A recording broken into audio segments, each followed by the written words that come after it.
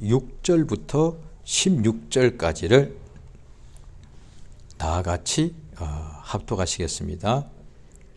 마태복음 5장 6절로 16절까지입니다. 5장 5절부터 읽겠습니다. 5장 5절로 16절까지 같이 읽습니다. 시작. 온유한 자는 복이 있나니 저희가 땅을 기업으로 받을 것이미요. 의에 줄이고 목마른 자는 복이 있나니 저희가 배부를 것이미요.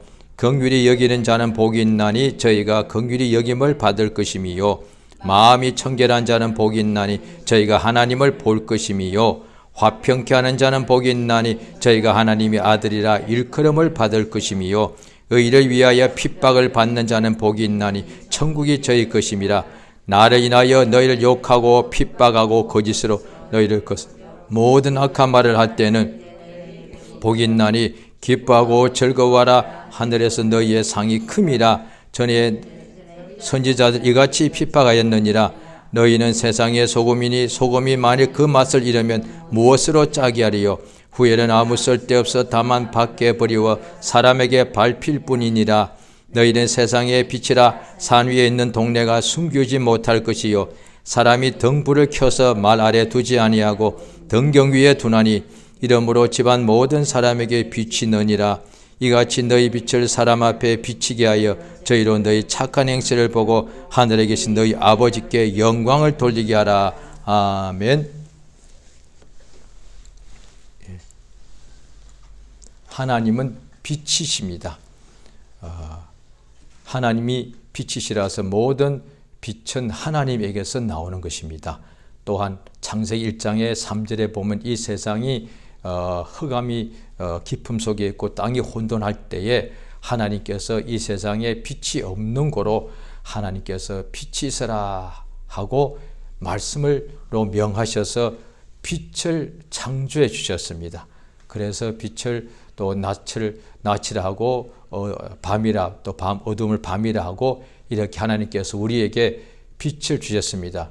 만약에 하나님께서 빛을 창조하지 않으셨다면 지금 여기는 어둠밖에 없고 그러면 아무것도 살 수도 없죠.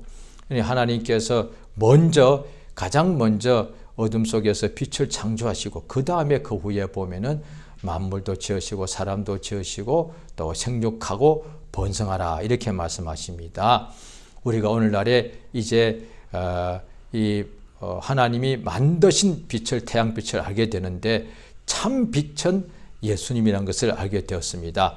세상에 있는 태양빛 아래에 있어서 빛이 먼저 있고 그 다음에 생육하고 번성하고 열매를 맺게 되고 이렇게 우리가 세상에 살게 되고 짐승들도 계속 번성하게 되고 사람들도 자손 대대까지 지금까지 살고 있지 않습니까? 우리 하나님께서 이 세상에 영적으로 볼 때 흑암인 고로 예수님이 세상에 오셔서 우리에게 빛을 비추셨다라고 성경에 기록되어 있습니다. 그러니까 예수님이 우리에게 빛이 비추더란 거예요. 마태복음 4장 16절에 보시면 마태복음 4장 16절입니다. 같이 읽겠습니다. 시작. 흑암에 앉은 백성이 큰 빛을 보았고 사망의 땅과 그늘에 앉은 자들에게 빛이 비쳤도다 하였더라. 예수님이 이 세상에 세상의 빛, 다시 말해서 세상의 빛이라고 할 때에 또 방금 읽은 마태복음 4장 16절에 보면 예수님이 세상의 빛이라 할 때에 그럼 짐승들도 예수님의 빛을 받아서 이렇게 더 생육하는가? 그것이 아니라 사람들에게 비치는 빛이라고 말해요. 그러니까 저 짐승들은 또 식물들은 하늘에 태양빛만 있어도 충분하고 예수님의 빛이란 것이 그들에게 비칠 필요가 없죠. 그들은 죄가 없고 죄로 인하여 형벌 받는 것이 아니니까. 그런데 우리 인간들은 하늘의 태양빛을 받고 살고 있지만 여전히 어둠 가운데 있기 때문에 죄로 인하여 어둡기 때문에 예수가 이 세상에 오셔서 우리 세상에 빛을 하실 때는 사람들에게 비치는 빛이십니다. 그래야 사람들에게 예수님이 빛이 비치는데 어둠에 있는 거로 그 어둠이 있는 사람들이 예수를 깨닫지 못하더란 거예요. 요한복음 1장에 나오죠. 그런데 하나님께서 난 종이 있는데 침례 요한입니다. 이 빛이 아니고 그는 이 빛에 대하여 증거하러 온 자인데 자기의 증거로 인하여 사람들이 믿게 하기 위해서 예수님이 빛이란 것을 주의 종들이 증거할 때에 그것을 듣고서 듣는 사람들이 믿어서 사망과 죽음의 그늘에 앉은 사람들이 예수님이 빛이라는 것을 증거할 때 그것을 받고서 믿게 되면은 그 심령에 하나님의 영광, 생명의 빛이 환하게 비친다는 것입니다. 오늘 본문에 예수께서 복에 대하여 말씀하시는데 이 복은 당연히 사람의 복이 아니죠. 하나님의 복을 말하는 것이죠. 하나님의 복을 구약 성경을 한번 보시겠습니다. 시편 1장입니다. 구약 성경을 보시겠습니다. 시편 1장입니다. 시편 1장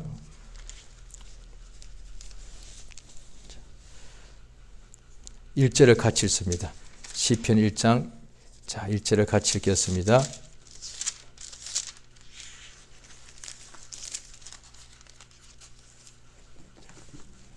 시작. 복 있는 사람은 악인의 길을 아니하며 죄인의 길에 서지 아니하며 오만한 자의 자리에 앉지 아니하고 2절. 오직 여호와 율법을 즐거워하여 그 율법을 죄하로 묵상하는 자로다. 계속해서 있습니다. 저는 시냇가에 심은 나무가 시절을 쫓아 과실을 맺으며 그 잎사귀가 마르지 아니한 같으니 그 행사가 다 형통하리로다. 악인은 그렇지 아니며 오직 바람에 나는 겨와 같도다. 그러므로 악인이 심판을 견디지 못하며 죄인이 의인의 회중에 들지 못하리로다. 대저 의인의 길은 여호와께서 인정하시나 악인의 길은 망하리로다. 이 보면은 복 있는 사람이 누구냐 하니 죄인의 길에 서지 않고 하나님의 말씀을 밤낮으로 묵상하고 그것을 믿고 행하는 사람이란 거예요. 그러니까 복은 하나님의 말씀대로 사는 것이니까 예수님이 복이 있다 하실 때 그 복은 세상에 말하는 복이 아니고 하나님의 복에 대하여 말씀하시는 거죠. 또 시편을 보시겠습니다. 자, 시편 또 우리가 16장을 한번 보시겠습니다.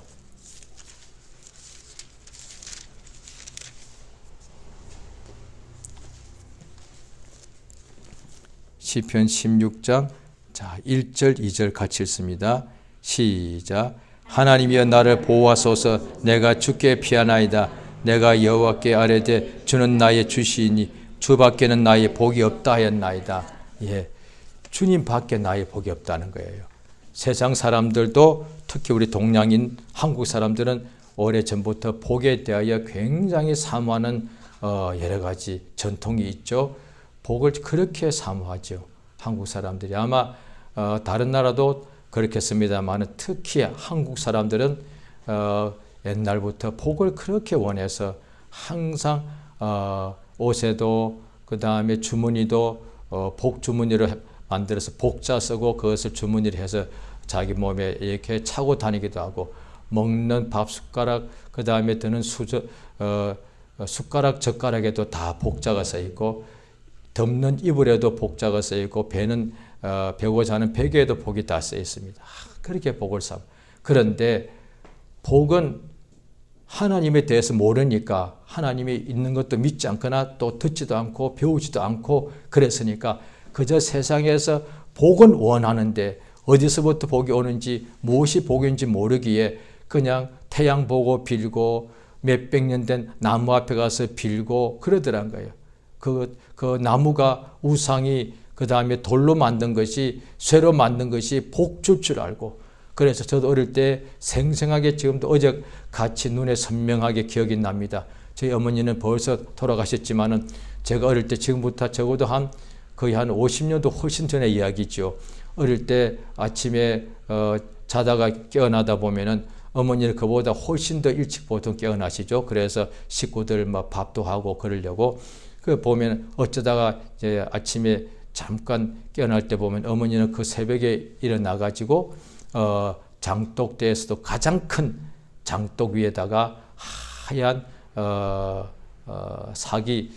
도자기 그릇에다가 그날 아침에 가장 먼저 동네에 이렇게 우물이 있었습니다. 그 옛날에는 수도도 제대로 없었으니까 동네 사람들이 한꺼번에 쓰는 공용 쓰는 우물이 있었죠. 그 우물에 가서 가장 먼저 깨끗한 물을 이렇게 떠와가지고 그 깨끗한 물을 떠와서 그 다음에 도자기 하얀 밥그릇에다가 가득 채우고 그것을 장독대 제일 큰 위에다가 제일 큰 장독대 뚜껑 위에 올려놓고 그 다음에 두 손 모아서 빌더라 이 말이에요. 아침마다 가장 깨끗한 물. 그 공동 우물이니까 자기 집에 우물이면 조금 늦게 일어나 되지만 공동 우물이니까 더 먼저 더 빨리 일어나 가지고 그 우물을 다른 사람이 하기 전에 가장 먼저 깨끗한 물을 떠와 가지고 그것을 마시기 위해서 하는 것이 아니라 떠놓고 뭔가 누군가한테 복 달라고 매일 제 기억으로 아마 제가 매일 본 건 아닙니다만 아마 매일 그랬을 거다 말이에요. 어쩌다 깨어나 보면은 항상 그러고 있었으니까.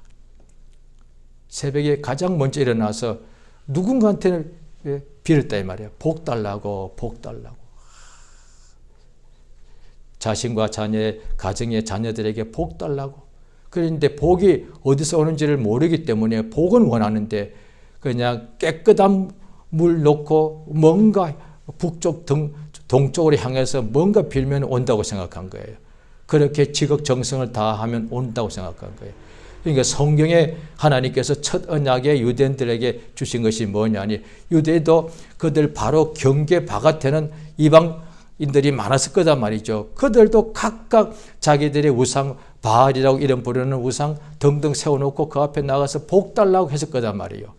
그런데 자기 주변에 유대 국가 주변에도 많은 국가들이 민족들이 다 복 달라고 했을 텐데 오직 하나님이 선택하신 유대인에게는 그들도 복을 원하는데 누가 복 주는지를 알게 하셨다 말이에요. 그것이 차이가 엄청나다. 믿는 하나님의 백성과 이방인 동일한 것은 세상에서 복을 받기를 원하는데 그런데 이방인들은 누가 복을 주는지를 모르기 때문에 나무가 주는 줄 알고 돌이 주는 줄 알고 바위가 주는 줄 알더라고요. 말 못하는 그 바위가 무슨 복을 주겠냐는 거예요. 모르니까 말 못하는 어떤 그 우상이 무슨 복을 주겠습니까? 그 우상이 응답을 합니까? 대화를 합니까? 뭘 합니까? 말 못하는 500년 된 나무가 무슨 복을 주냐 이 말이에요. 그런데 모르니까 그 앞에 의지하는 거예요. 그런데 하나님께서 알게 하신 것이 뭐냐니 하나님 밖에는 나의 복이 없나이다. 이것을 알게 하셨다는 거예요. 지금부터 수천 년 전이단 말이에요. 그럼 지금은 다른가? 더하죠. 예수께서 오늘 말씀에 온유한 자가 복이 있고 의에 줄이고 목마른 자가 복이 있다는 거예요. 그 의가 뭐냐는 거예요. 당연히 세상의 의가 아니고 하나님의 의를 말하죠. 세상에 있는 모든 종교가 고등 종교가 사실 선을 다 추구합니다. 그래서 불교에서도 극락에 가려면은 이 세상에 있을 동안에 선을 많이 쌓아야 된다. 적선. 그래서 저 어릴 때는 우리나라 가난해서 거지도 많았는데 길 가다 보면 거지가 이렇게 통을 들고서 뭐라고 하냐니 한 푼 줍쇼 적선합쇼. 선을 쌓아라 이거예요. 거지에게 한 푼을 주게 되면 선을 쌓는 것이다 말이에요. 그러니까 이렇게 선을 쌓아야만 극락에 들어가는. 세상에 있는 모든 종교는 다 어떤 종교가 나쁜 일을 행하라고 하겠습니까? 가장 좋은 선하게 살아라는 거예요. 그래야만 천당에 들어가고 그 다음에 잘 된다고 말하는 거죠.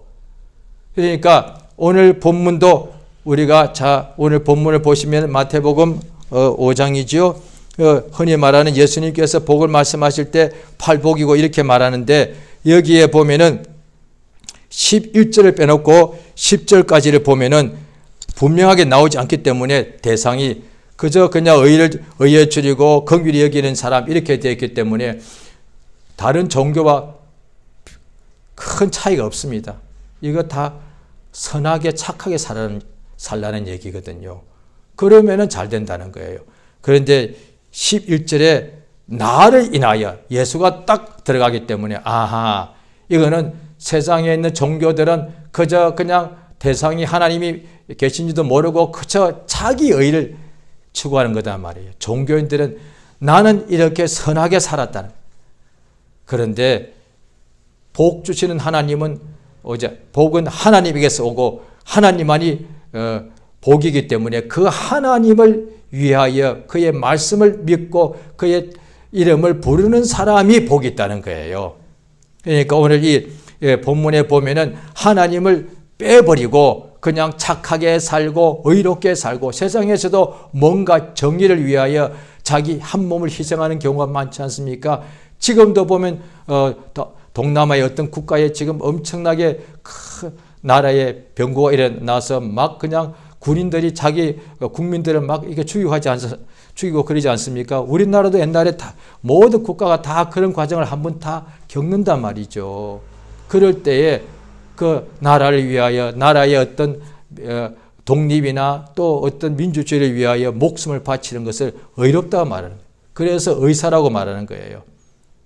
그러니까 세상에서도 이렇게 의를 행하자. 애국하는 것도 의를 행하는 것이고 또 뭔가 희생하는 것도 또 종교도 다 이렇게 의에 줄인 것을 말한다는 말이에요. 그런데 여기에 예수를 빼버리면은 다 자기 의가 되는 거예요. 세상 종교와 세상의 어떤 독립운동을 한다거나 어떤 민주주의 운동을 하는 사람들은 다 자기 의를 말하는 거단 말이에요. 그러면 그들도 다 천국에 들어가야 되지 않느냐.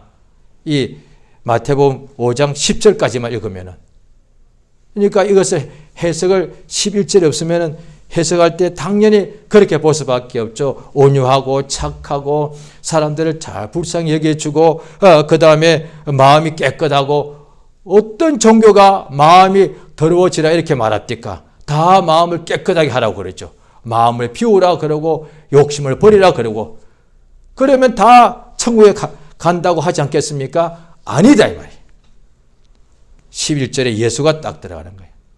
그러니까 이때의 의는 사람의 의가 아니고 하나님의 의를 말하는 것이고 하나님의 말씀대로 사는 것을 이야기하는 거예요. 그래서 거기에 이어서 오늘 본문에 마태복음 5장 13절에 보면 너희는 세상의 소금이다. 소금이 그 짠맛을 내는 이유는 지금이야 여러 가지 우리가 먹는 음식 등등에 부패하는 것을 막는 여러 가지 것이 많습니다만은 그래도 옛날부터 썩는 것을 방지하는 것이 뭐냐니 소금이 아니겠습니까?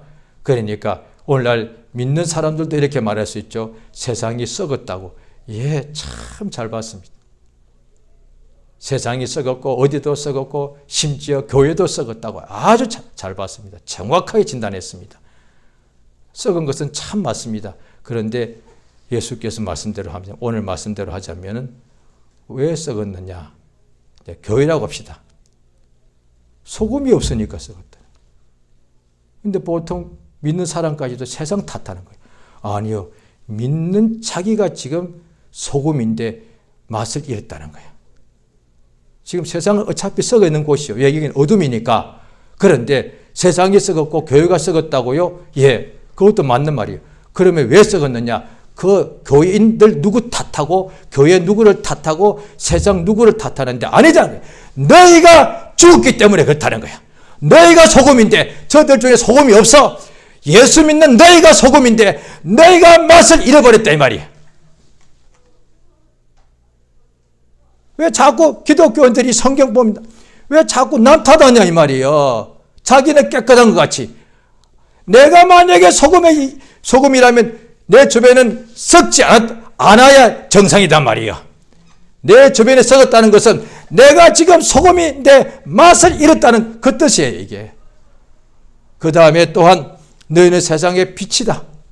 세상의 빛인데 이 빛은 숨겨둘러 가는 것이 아니라 산 위에 비춰서 모든 주변을 환하게 비치기 위해서 그렇다. 그래서 예수께서 이같이 15절까지 우리가 빛이라고 할 때에 세상이 너무 어둡습니다. 여기가 빛이 없습니다. 그런데 너희가 빛이란 거예요. 자, 여기에 빛과 소금에 대하여 분명히 예수께서 말씀하시죠. 그러면 소금이 뭐고 빛이 뭐냐는 거예요. 우리가 생각할 때 자기 어떤 주관적인 느낌으로 빛을 발하라 그러니까 오늘따라 내가 기분이 상당히 좋아. 왜냐하니 예배를 참석했거나 혼자서 기도를 많이 했거나 오늘따라 성경을 보았거나 또 아니면 찬송을 틀어놓으니까 당연히 기분이 좋죠. 찬송가 따라 부르니까 막 기분이 좋아지잖아. 그래서 자기 느낌에 지금 내가 막 빛을 막 발하는 것 같더라 이 말이에요. 아닙니다. 그 자기 기분일 뿐이에요. 그렇다면 지금 내가 기분 좋으면 세상이 다 밝아져야죠. 그건 내 기분만 밝아지는 거예요.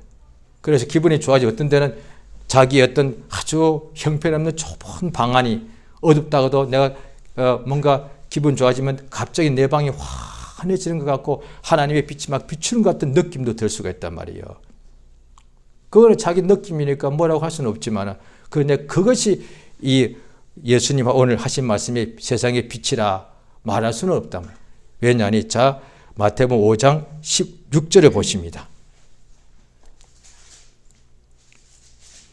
마태복음 5장 16절을 같이 읽습니다. 자, 시작. 이같이 너희 빛을 사람 앞에 비치게 하여 저희로 너희 착한 행실을 보고 하늘에 계신 너희 아버지께 영광을. 예, 빛이 뭐냐 하니 빛은 사람을 위해서 비추란 거예요. 우리가 믿는 사람이 빛이란 것은 주변을 비추기 위해서란 거예요. 누구요? 사람이요. 하늘에 있는 태양빛이나 여기 있는 어떤 전기 불빛은 이 공간을, 이 세상을, 땅을 비추는 것이지만은 저 어둠 속에 있는 모든 사람들을 비추는 것은 예수님이 빛이시고 그 예수를 믿는 사람 또한 어둠에 있는 이웃들을 비추는 등불이란 거예요. 빛이란 거예요. 그러니까 나 자신이 아니라 우리 자신이 빛을 비추면 우리 주변의 사람들이 밝아진다는 거예요. 그러니까 등불 자체가 목적이 아니라 등불을 켜면은 그 등불을 켠 목적은 그 등불로 인하여 주변을 밝히기 위해서라는 거예요. 그럼 이 빛이 뭐냐는 거예요. 주관적인 기분 어떤 자기의 흥분 상태가 아니라 자기의 어떤 주장이 아니라 너희의 착한 행실이라고 분명히 나옵니다. 다른 것으로 해석하면 이게 잘못되는 거예요. 그러니까 요한 계시록에도 보면은 우리가 그때 막 생명의 부활해가지고 천국에 들어가게 되면은 다 참으로 이 어떤 사람들이 빛난 세마포 하얀 정도가 아니라 하얀 색깔인데 하얀 색깔이 빛이 나는 거예요. 막 광채가 나는 옷을 입고 있는 거예요. 마치 천사를 만약에 지금 실물로 본다면 천사도 어떤 것은 이렇게 광채가 날 거란 말이에요. 그런데 우리도 우리 심령이 그날에 생명의 부활해가지고 그렇게 빛이 나는 옷을 입고 다 하늘나라를 이렇게 들어가게 된다는 거예요. 그 빛이 빛나는 옷이 뭐냐? 지금 우리가 입고 있는 옷이 깨끗하고 이게 옷이 이렇게 좋아 보여도 이 자체가 빛나진 않는다 이 말이에요. 세상에 빛나는 옷이 어디 있겠습니까? 오늘날에 여러 가지 어떤 조명을 일부러 몸에다가 붙이고 사용하면 모를까? 실제로 입고 있는 옷이 빛이 나는 옷은 아마 없을 거란 말이에요.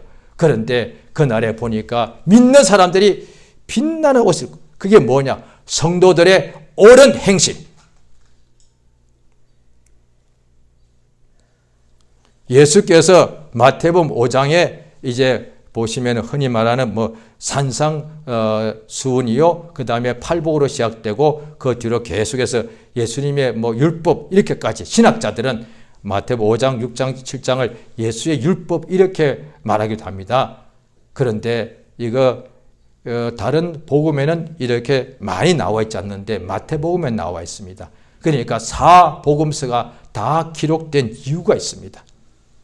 이 마태복음 오늘 이 본문에 너희의 착한 행실을 보고 사람들이 봐야 됩니다. 나 혼자서 내 집 골방에 앉아서 찬양합니다. 이게 아니라 그건 하나님은 보시지만 이웃들은 아무도 몰라.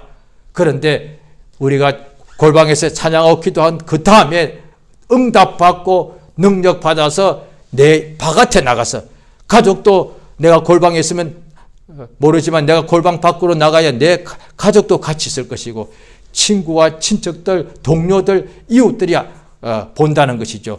그들 앞에서 착한 착한 행실을 하게 되면은 그것이 빛을 비춘다는 거예요. 그 다음에 마태복음 5장 17절부터는 계속해서 예수가 어떻게 믿는 사람이 어떻게 살아야 될지에 대해 말씀하시는 거예요. 이게. 오늘날 믿는 사람들이 마태복음 아마 5장, 6장을 가장 부담스러워하는 부분 중에 하나입니다. 왜? 다른 데는 보면은 진리가 자유하라. 그 다음에 또 그저 병이 고침을 받더라. 그런데 마태복음에서는 우리 보고 이렇게 행동하라고 명령하시는 거거든요. 이게 굉장히 부담되거든요, 이게. 왜? 이게 그래서 부담되니까 어떻게 하느냐? 이것을 신학자들이 이름을 붙인 거예요. 이건 율법이다. 무슨 율법? 예수의 율법. 그러면 어떻게 돼? 배우기를 또 어떻게 해요? 율법과 진리를 배웠으니까. 율법은 지나간 거니까. 그러면 이 말씀대로 행치 않아도 된다는 이야기가 되는 거예요. 지금부터 수백 년 전에 마르틴 루터가 워낙에 가톨릭 신부가 아니었겠습니까? 그런데 그가 볼 때에 가톨릭이 하도 타락해서 이건 상상 못하게 타락한 거죠. 그런데 이 사람이 라틴어로 된 성경책을 신부들만 성경책을 읽을 수 있었으니까. 왜? 일단 라틴을 일반인들은 안 배워서 모르니까.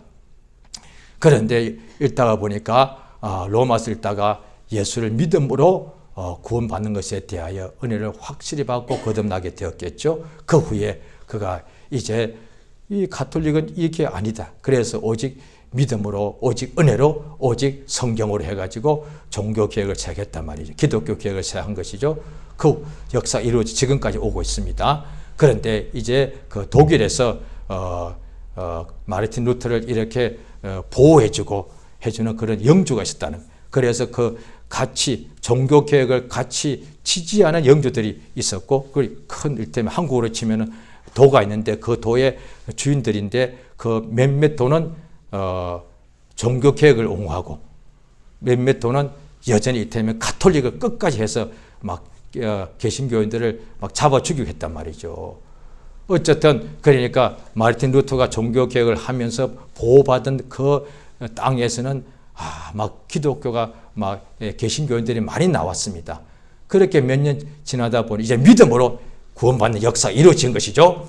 몇 년 지나다 보니까 생각지도 않은 문제가 발생했어요. 이제 믿음으로 구원받는 거니까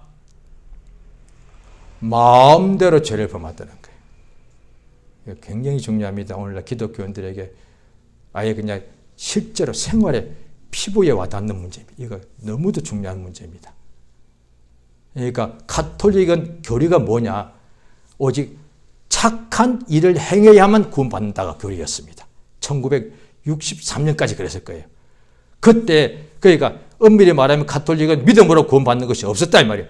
가톨릭의 구원 교리, 우리 가톨릭이나 기독교의 가장 중요한 것은 구원받고 영생에 들어가는 건데 1963년까지의 가톨릭의 구원 교리가 뭐냐니 딱 한 가지인데 사람은 누가 됐든지 간에 선을 행해야만 구원받는다가 됐었던 거예요. 그것이 가톨릭 교리니까 그들이 성당을 짓다가 그러니까 돈이 부족했을 때에 많은 헌금을 하면은 죄를 용서받고 천국에 들어간다. 그 교리가 행동으로 선을 행하면 구원받는다는 교리하라면 그게 가능하다 이 말이에요.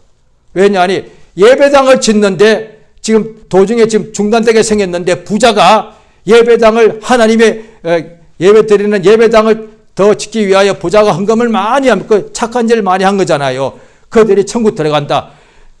구원의 교리가 선한 행동을 해야만 들어가는 것이 교리라면 그것이 이해가 된단 말이에요.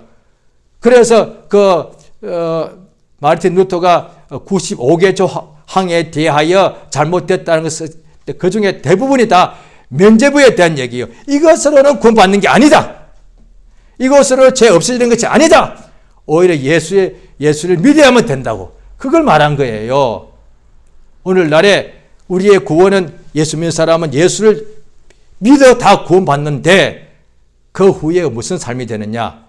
이제 행함이 없어도 예수 믿으면 다 천국 들어가다 보니까 믿고 난 후에 구원받은 확신을 가졌는데 이제 남은 삶 동안에 마음대로 죄를 범한다 말이에요. 마음대로 죄를 범하는 거예요. 왜? 그래도 천국 가니까.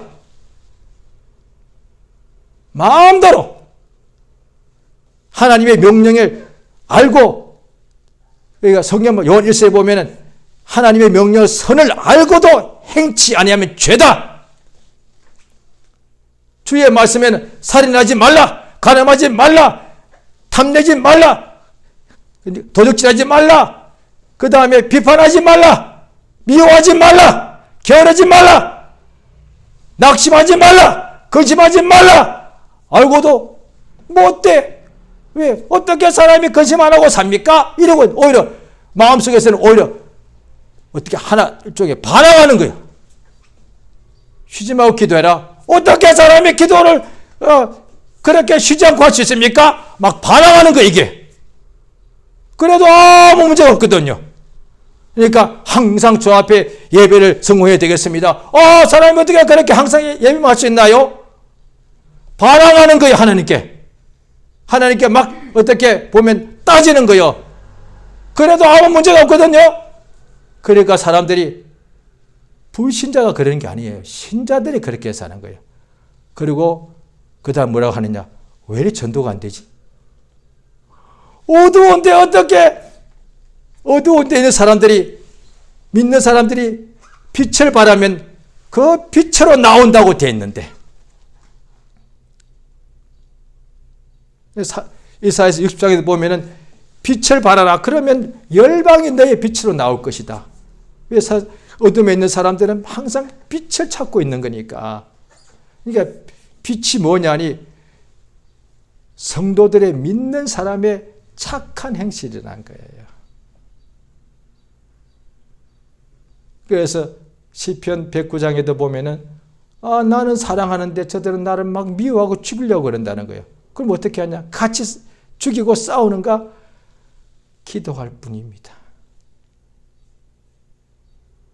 로마서 12장에도 보게 되면은 세상에 있을 때 다 사람들이 악하단 말이에요. 선을 행하는 사람 하나도 없다고 또 로마 3장에도 나와 있으니까 세상에 있는 모든 사람들이 다 죄인이고 악인이니까 말하는 것마다 악이 나오고 시기하고 질투하고 비판하고 모함하고 저주하고 그러지 않냐 말이에요. 자기 자랑하고 없으면 항상 불평하고 세상 원망하고 이웃 원망하고 심지어 가족까지 원망하고 자기까지 원망하지. 내가 왜 태어났을까? 이런다는 말이에요. 그런데 믿는 사람들이 그런 일을 당하게 되면 같이 악으로 악을 갚는 것이 아니다. 믿음이 뭐냐니 선으로 악을 이기는 것이다. 세상에 있는 사람들은 그걸 모르기 때문에 악이 올 때에 더 큰 악으로 그 악을 이기려고 한단 말이에요. 그러니까 어둠을 이기는 것은 더 큰 어둠이 아니라 빛을 비추면 어둠을 이기고, 사망을 이기는 것은 더 큰 사망이 아니라 생명이 있으면 사망을 이기는 것인데, 악을 이기는 것은 내가 그보다 더 악해져. 이를테면 상대방이 나한테 한 가지의 어떤 말로 비판했단 말이에요. 그러면 어떻게 나한테 그런 말을 할 수가 있어? 그럼 내가 화가 나서 나도 그보다 더 심한 말을 한단 말이에요. 그것이 보통 사람 간의 싸움이 그렇게 하는 것 아닙니까? 상대방이 무슨 한마디 하면 나는 그보다 기분 나빠서 더 나쁘게 말하고, 또 그 사람은 또 내 말 듣고서 더 악하게 말하고, 그게 결국 싸움이 커지는 거잖아요. 형제 간의 싸움도, 교인 간의 싸움도, 심지어 성도 간의 싸움도, 부부 간의 싸움도 사실 그렇게 되는 거다 말이에요. 상대방이 형제 자매 간에도 뭐 한마디 하면 나한테 하면 내가 기분 나쁘니까 왜 나한테 그렇게 말을 하는가? 그럼 나도 당신에게 대하여 할 말이 있다. 당신은 항상 착하고 당신은 항상 이렇게 잘하기만 하는가? 당신도 이런 문제가 많지 않느냐? 그러면 또 그 사람도 또 그 말 듣고 좋다. 그럼 나도 또 당신이 할 말이 많다. 이것이 점점 더 커지는 거예요. 그래서 싸움은 다 이렇게 된단 말이에요. 불신자나 말고 신자들도, 가족도, 형제도, 그렇게 사랑하는 가족 간에도 그렇게 싸우잖아요. 그런데 선만이 악을 이긴다는 거예요. 우리에게 어떻게 선이 오느냐? 성령이 오신 이유가 그거다. 그러니까 로마서 7장에 보면 바울 선생이 그가 육체로는 가장 예수를 만나기 전에 가장 선을 많이 행하려고 했던 바리새인 중에 바리새인이 아니었습니까? 그런데 겉으로는 그래도 안 되더란 거예요. 그러니까 누가복음 18장에 보면은 예수께서 성전에 올 바리새인과 죄인 두 사람이 하나님께 성전에 기도하러 올라갔는데 바리새인들은 이는 자기가 어렵다고 믿고 하나님이여 나는 저 세리와 같지 않은 것을 감사합니다. 이렇게 하더란 거예요. 그런데 죄인은 감히 하나님을 우러러 쳐다보지도 못하더란 거예요. 주여 나를 불쌍히 여기소서 나는 죄인으로소이다. 이렇게 하더란 거예요. 그 바리새인들 중에 바리새인이 사도 바울이란 사람이었는데 그가 예수를 모르니까 자기 의를 세우려고 힘을 썼단 말이죠. 하나님의 의가 아니라 바리새파 사람이라면 하나님의 백성인데도 하나님의 의를 모르니까 자기 의를 세우려고 애쓴단 말이에요. 심지어 바리새인마저도 오늘날의 기독교인도 그럴 수 있단 말이죠.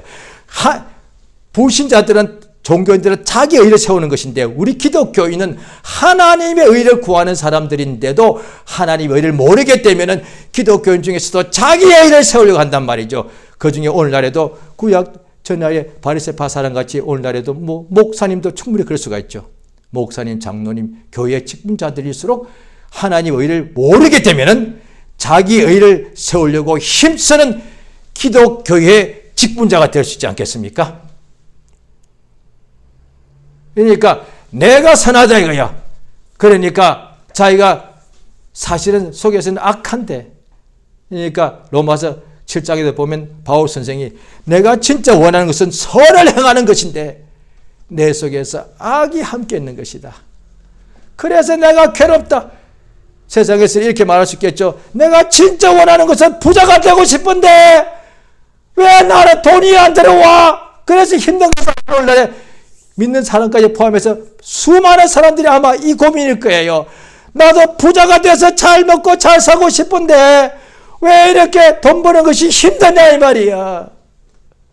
그래서 고민이 되고 그래서 힘드니까 술도 마시고 담배도 피우고 그런 거 아니겠어요? 그런데 신자의 고민이 뭐냐? 부자가 되고 싶은 것이 아니라 하나님의 뜻대로 살고 싶은데 육체가 연약해서 안 되더라 이 말이야. 그래서 괴롭다는 거죠. 불신자가 신자가 세상에 있을 동안에 육체가 있기 때문에 고민하게 되어 있는데 세상에 있는 것은 고민은 딱 썩어질 것을 위해서 고민하는 거예요. 그렇게 고민해서 부자가 되었다 합시다. 그거 가지고 천년만년 삽니까? 결국 늙고 죽게 되면 그거 다 남이 다 차지하는 것 아닙니까? 그거. 그런데 하나님의 뜻대로 하는 근심은 하나님의 영혼의 선을 행하는 사람의 각 사람의 선을 행하는 사람의 영혼에 하나님의 영광과 존귀와 평강이 있다 이 말이에요.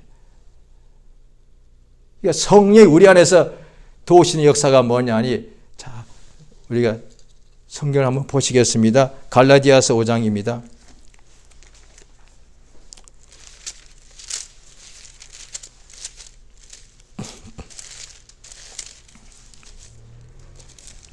갈라디아서 5장 16절이 되겠습니다. 같이 읽겠습니다. 시작. 308페이지입니다. 갈라디아 신약성경 308페이지 갈라디아서 5장 16절 시작. 내가 이르노니 너희는 성령을 쫓아 행하라. 그리하면 육체의 욕심을 이루지 아니하리라. 야 이렇게 되어 있단 말이죠. 자, 그부터 며칠 후에 6장입니다. 6장 8절입니다. 시작. 자기 육체를 위하여 심는 자는 육체로부터 썩어진 것을 거두고 성령을 위하여 심는 자는 성령으로부터 영생을 거두리라. 9절. 우리가 선을 행하되 낙심하지 말지니 피곤하지 아니하면 때가 이름에 거둘 것이다. 예. 그러니까 그 다음에 10절은 제가 했습니다. 우리는 귀에 있는 대로 모든 이에게 착한 일을 하되 더욱 믿음의 간. 그러니까 믿는 사람이 이 세상에 있을 동안에 믿기 전에는 말과 생각과 삶이 자기를 위해서 산다고 했지만 다 하나님 보시기에 다 악한 것밖에 없다 이 말이에요. 그런데 내가 예수 믿기 전에는 내가 악한 일을 하는데 내가 형통한다 합시다. 그럼 악인이 형통하게 되는 거야. 노아 때 홍수가 왜 일어났는데 악인들이 그냥 사방에 꽉 악인들이 형통해가지고 그냥 하늘의 악은 막 하늘까지 다 죄가 닿고 그 다음에 온 세상에 막 홍수로 덮을 정도로 세상에 악이 꽉 먼저 악이 물로 홍수로 세상을 덮기 전에 먼저 악이 세상을 완전히 덮고 있더라는 말이에요. 그러니까 믿는 사람에 대하여도 마지막 날에 부활하고 난 후에 다 심판을 받고 그 후에 천국에 다 들어 영생을 얻게 되는데 믿는 사람들은 뭘 심판을 받느냐? 구원의 믿음을 가졌는데 남은 구원받고 난 후에 남은 세월 동안에 악한 일을 하고 살았느냐? 착한 행실을 행했느냐? 그것에 대한 심판이에요. 그러니까 오늘날 믿는 사람들은 악을 아무리 행해도 아무런 보응도 없고 형벌도 없다 보니까 더 악을 행하는 경우가 믿는 사람에게도 교인도 교회 내에도 얼마든지 있을 수 있단 말이야. 어떤 교회 가면 그 안에 악이 가득 차 목회자부터 다 전부 다 악을 범할 수 있단 말이에요. 하나님도 다 보시니까. 왜? 그래도 형벌이 없으니까. 하나님의 것을 훔쳐도 형벌 없어요. 하나님께 드려야 될 것을 마음껏 훔쳐도 형벌 없다 보니까 더 하게 되더라고요. 숨어서 술, 담배 마셔도 형벌 없어. 성도끼리 친해가지고 만나서 그런 나쁜 짓도 형벌 없단 말이에요. 누가 어떻게 알냐? 모르죠. 또 교인끼리도 또 악을 막 행하는 거예요. 윤리적으로 막 나쁜, 그것도 몰라. 아무도 몰라. 형벌도 없어. 그러다 보니까 더 하더란 거예요. 그런데 마지막 때 심판이 있다는 거예요. 심판이 지금 있으면 차라리 더 나을 줄 몰라. 그러면 얼른 고칠 수 있는데 마지막 날이 뭐냐? 심판하는 날이에요. 구원의 날이 아니에요. 심판하는 날이라고 성경에 되어 있단 말이에요. 우리가 선한 일을 세상에서 하게 되면은 이것이 빛이라서 이웃들이 어둠 속에 있는 사람들이 우리의 이 선한 행실을 보고서 반드시 죽게 나옵니다. 제가 전도 받을 때도 그랬고 제가 그 당시에 교회 나갈 때 한국에 엄청난 부흥이 있었는데 교회마다 그때 교인들이 그냥 목사님은 말할 것도 없고 그냥 일반 교인들이요. 얼마나 착한 행실을 많이 하든지 믿자마자 완전히 변화받아서 자기 시간과 자기 물질을 다 들여가면서 계속 전도하고 예수 전할 때 막 욕하고 때려도 막 가서 또 복음을 전하고 어떤 사람이 위해서 아픈 사람 기도해 줄 때 그 사람이 잘 안 낫더라도 또 눈물로서 기도해 주는 거예요. 한 번에 안 나오면 한 달, 두 달 계속 기도해 주는 거예요. 누가 그렇게 해줍니까? 그래서 결국 그 사람이 병이 낫게 해주고 그 다음에 세상에 살 때에 자기 것을 다 내어놓아가지고 사도행전 2장에도 나오죠. 자기 것을 다 내어와서 같이 이렇게 교인들을 사랑하고 섬기게 되더란 거예요. 그러니까 불신자들이 막 교회로 들어오는 거예요. 왜? 이런 데가 없으니까. 저렇게 훌륭한 교회와 교회가 있으면 나도 교회 가고 싶으니까. 그래서 그동안에 교회를 가고 싶었지만은 혹시 마음에 의심이 많아서 못 가고 이렇게 미루던 사람들이 그렇게 나 좀 교회 좀 데리고 가죠. 부흥이 일어나는 교회는 다 이렇게 일어납니다. 그런데 성도들은 그냥 말로만 부흥 달라고 부흥 안 됩니다.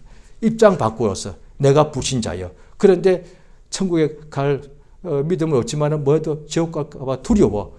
그런데 교회는 사방이 너무 많은데 어떤 교회 갈까 잘 모르고 내 주변에 있는 믿는 사람들 딱 쳐다보는 거예요. 안 보는 것 같아도 다 한번 살펴. 그런데 다 나보다 나은 것도 없는 것 같아. 오히려 믿는다면서 술도 더 좋아하고 더 거짓말도 더 나쁜 짓 많이 하네. 그런데 어떤 믿는 사람은 이야 따돌리는데도 굳세어라 술도 안 마시고 항상 예배 가고 그 사람한테 모든 이웃들이 비판하고 멸시하고 조롱하고 힘들게 해도 하나 감사하고 기뻐하는 거예요. 야 저거 진짜면은 나도 예수 믿어야 되겠다. 이 시간 기도하십니다. 기도하실 때 성령이 우리 마음을 감동하셔서 예수의 명령입니다. 우리가 이 땅에 살 때 착한 행실을 하고 그것이 세상에 비치고 세상의 소금이 되겠습니다. 이것을 우리 힘으로는 할 수 없는데 마음을 원할 때 성령이 감동하셔서 이 땅에 살 때 우리가 남은 세월 동안에 악을 행하는 것보다 선을 행하는 것이 낫지 않겠습니까? 남을 괴롭히고 하나님 앞에서 어둡게 자기 영혼을 괴롭히는 날마다 욕심대로 죄를 행하는 것보다 하나님의 뜻을 살고 영혼을 살리고 이웃을 살리고 돕는 선한 일 행하는 것이 100배 1000배 낫지 않겠냐 이 말이죠. 이 시간 주께 역사하셔서 성령 충만하여 착한 행실을 옳은 행실을 하시도록 역사하시며 도와달라고 다 같이 기도하십니다. 예수여 우리를 도우시고 인도하시기 원하옵나이다. 하나님의 성령으로 감동하시고 역사해 주시옵소서. 우리 하나님 아버지여 참으로 복 주심을 감사드리옵나이다. 하나님의 성령으로 도우시며 감동하여 주시고 인도하여 주시옵소서.